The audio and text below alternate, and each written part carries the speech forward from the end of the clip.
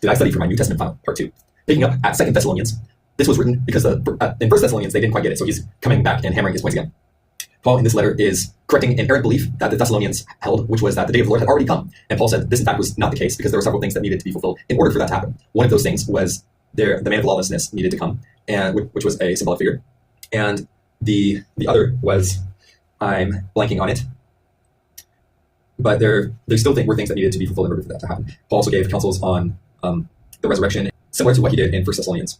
1 Timothy, considered one of the pastoral epistles. It is not, we can't really trace it to a location in Paul's journey, but it was likely close before his death. It was written regarding church leadership, the role of women in the church, and the roles of deacons and elders. I believe it was church in Ephesus. I could be wrong though. To which he wrote it. Well, Timothy would have been the leader. 2 Timothy was likely the last epistle that Paul wrote. And then we get into Titus. Titus was written to a colleague of Paul's in Crete, and it was written about other church functions and Paul just talking church. Okay, Titus. After Titus, we have Philemon. Philemon was written to Philemon, a leader of the church. He was basically host of the church in Colossae, and he was a slave owner. Onesimus had wronged him, and Onesimus had come to Paul in order for Paul to plead on his behalf. And Philemon is the book of how Paul does that for Onesimus, and also just kind of shows what he appreciates about Philemon while also asking for a request that he accept Philemon not just as a slave, but as a brother. Hebrews. Hebrews is an interesting book.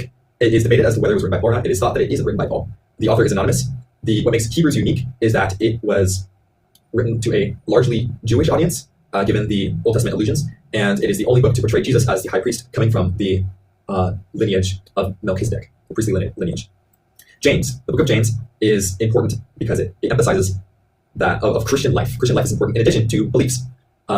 James is likely the brother of Jesus. His teachings are based very much on Jesus' teachings, specifically the Beatitudes. And it was James, come on. I know more stuff about James.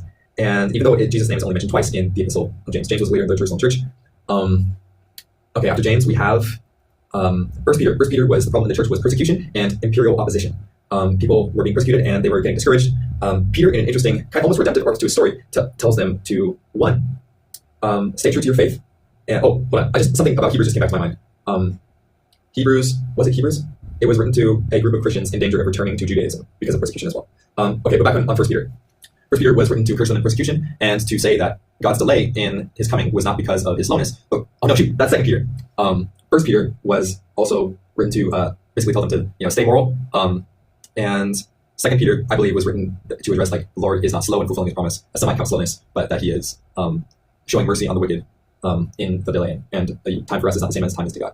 I guess we're going to have to do part 3.